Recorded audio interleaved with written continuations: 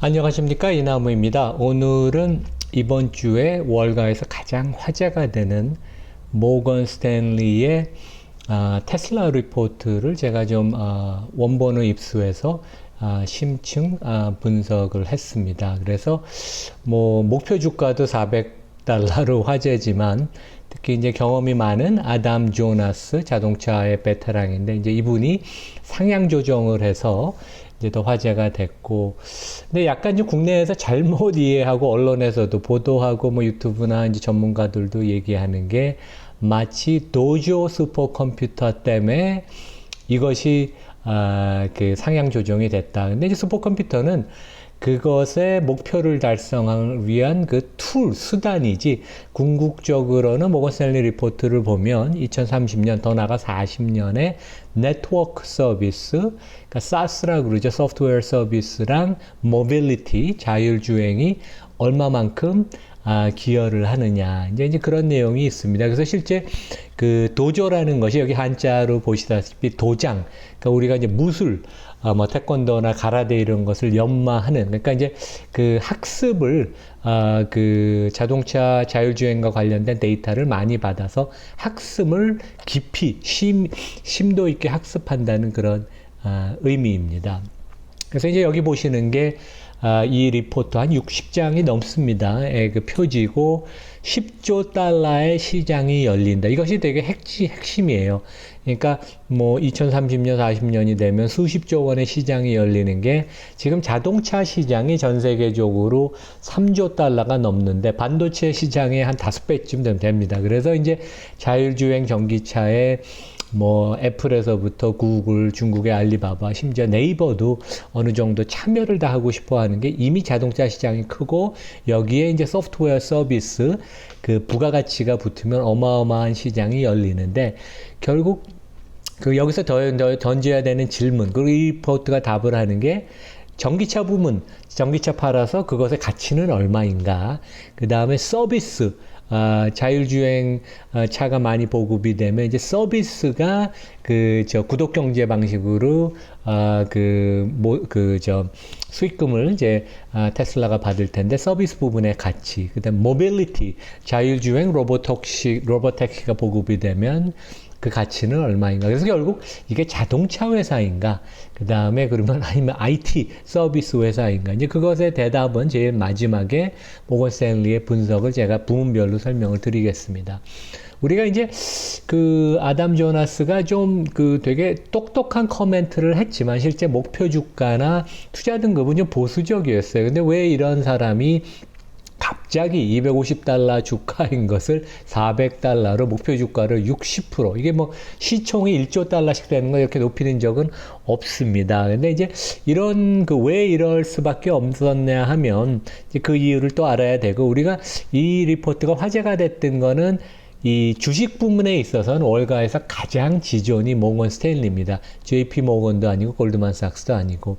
그래서 모건 스탠리가 파워풀하고 아담 조나스가 열심히 하는 친구예요. 그래서 이제 팔로잉이 되게 많은데, 그동안은 이제 자동차 애널리스트로서 한계가 있습니다. 소프트웨어 AI를 이해 못하고 내가 변신을 하는 게 되게 어려운데, 이번에 그렇게 변신하는 모습을 보였고, 본인뿐만 아니라 대만의 애널리스트도 참석을 시켰고, 반도체 AI 애널리스트가 같이 팀이 돼서 분석을 하고, 이제 이러한 분석은 또 그 리서치 커미티 위원회를 통과해야 되는데 그 과정이 쉽지는 않습니다. 그래서 이제 시간이 아마 오래 걸린 것 같고, 한번 내용을, 결론은 우리가 꼭 동의할 필요는 없지만 그 사고 방식, 논리 체계는 한번 우리가 볼만하다. 그래서 이제 목표 주가 $400라는 것은 시총으로 1조 4천억 달러를 의미하는데, 우리 빅테크랑 뭐 엔비디아랑 비교를 하면 알파벳이 1조 7천억 달러, 그러니까 이거보다 좀 작고, 아마존이 1조 5천억 달러니까 이제 이만큼 앞으로 주가가 올라갈 수 있다는 얘기고, 보통 목표 주가는 이제 11개월 후 주가인데 모르겠습니다. 진짜 $400까지 금방 올라갈지. 엔비디아가 1조 1천억 달러니까 이거보다는 더 큰 회사, 시가총액이 커야 된다. 이제 그런 것을 모건 스탠리는 주장을 하고, 핵심은 이거예요. 지금 일론 머스크가 이제 자동차를 할인을 해서라도 보급을 많이 팔려는 게 결국 많은 차가 전 세계에 깔리고 있으면 지금 한 500만 대쯤 테슬라 차가 전 세계에서 굴러다니고 2030년이 되면 한 5천만 대까지 늘어난다고 합니다. 그러면 애플의 그 제가 맨날 얘기하는 게 이제 구독 경제 생태계. 그러니까 애플은 20억 개의 기기가 지금 전 세계 사람이 사용하고 제가 한 4개를 사용하고 우리 가족이 한 15개 이상을 사용을 하는데 테슬라도 자동차 보급이 많아지면 그것을 기반으로 서비스, 네트워크 서비스, 소프트웨어 서비스, 구독 경제로 여기서 걷어들이는 돈이 정상적으로 꾸준히 벌고 이게 하이 마진이기 때문에 애플은 이제 서비스 부분에서 버는 매출 총이익이 70%가 넘고 제가 따져본 바에 의하면 애플 시가총액의 반 이상이 서비스다. 근데 마찬가지로 아마존도 그 전자상거래에서 버는 돈은 별로 없고 AWS 전자상거래를 하다가 부수적으로 터득한 클라우드를 인프라를 깔아주면서 구독경제로 계속 그 매출액을 올리는 게 전체 전사이익의 한 70% 작년에는 뭐 100%였습니다. 그 전자상거래가 적자가 나서 그래서 실제 이 테슬라도 지금 서비스 부분에 그 손익 기여도가 지금은 작년에 5% 올해 한 10% 좀 넘는데 2030년이 되면 37%까지 가능하다. 그러니까 이런 사업 부분에서 나오는 이익은 또 프리미엄 밸류에이션을 시장이 줍니다.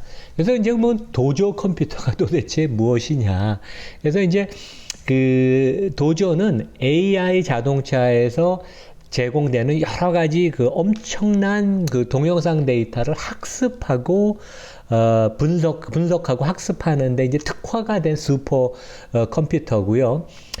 테슬라는 이미 그 수천 개의 엔비디아 GPU가 있는 슈퍼컴퓨터가 있는데 그것과 별도로 도조는 맞춤형 자기네가 만든 그 자체 설계한 그 AI 반도체와 인프라를 갖춘 컴퓨터로서 이제 여기 그 리포트, 모건 스탠리 리포트를 보면 엔비디아 대비 엄청나게 우수하다. 이제 그런 얘기를 강조를 하고 결국은 자율주행, Full Self Driving FSD로 가는 기술을 계속 업그레이드 시키고 궁극적으로는 전기차로 로보택시로 가는 그러한 훈련, 학습을 계속 시키는데 도조 컴퓨터가 이제 역할을 한다는 얘기입니다. 그래서 이제 얼마 전에 실적 발표 때도 일론 머스크가 한 10억 달러, 우리나라 돈으로 한 1조 3천억 이상을 AI 컴퓨팅, 그러니까 이거 도조 컴퓨터에 투자한다는 얘기고, 모건 스탠리 분석에 의하면 이런 그 이유 때문에 자체 엄청난 반도체의 능력이 있고 자체 이러한 슈퍼컴퓨팅 파워가 있기 때문에 향후 몇 년 동안 수조 원의 비용을 절감할 것이다. 이제 그런 얘기를 합니다. 그러면 이제 이 도조 컴퓨터라는 것은 우리 여기 이제 빨간 박스를 보면 Full Self Driving, 완전 자율주행, 배터리 관리, 그다음에 옵티머스, 이제 버트 이런 쪽에도 활용이 테슬라 내에서 되지만 그 외에 일론 머스크가 투자하거나 컨트롤하는 트위터, 보링 컴퍼니, 스페이스X, 뭐 스타링크 뭐 이런 데 이제 다 활용이 될 거예요. 그런 면에 있어서는 아주 중요한 핵심 브레인 역할을 하는 거고, 이 400달러가 어떻게 나왔냐면 제가 60페이지 리포트를 보면서 이렇게 정리를 쉽게 했어요. 그래서 이제 큰 계산은 2030년, 40년까지 이제 추정치를, 그러니까 논리를 갖고 보통 그 엑셀이나 이런 파일에서 이제 추정치를 갖고 그것을 현재 가치로 이제 환산을 하는데 400달러에서 한 4분의 1, 102달러가 전기차 부분에서 순수하게 나오는 가치고, 네트워크 서비스, SaaS라고 하죠. 이것이 119달러. 그러니까 전기차보다도 더 큽니다. 모빌리티 로보택시가 81달러. 제3자에 대한 배터리 라이센싱이 41달러.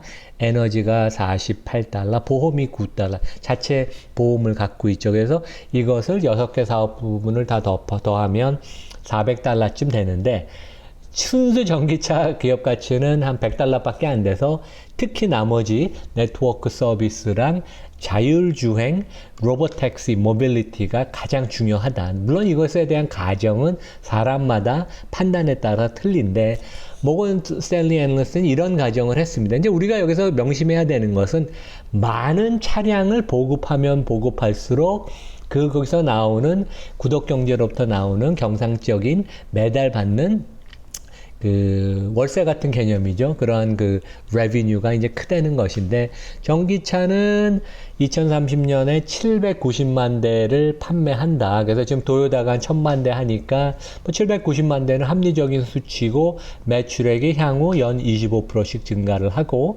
차량이 전 세계에 깔려있는 기준으로는 현재 500만 대쯤 되는데, 이게 2030년이 되면 5천만 대쯤 됩니다.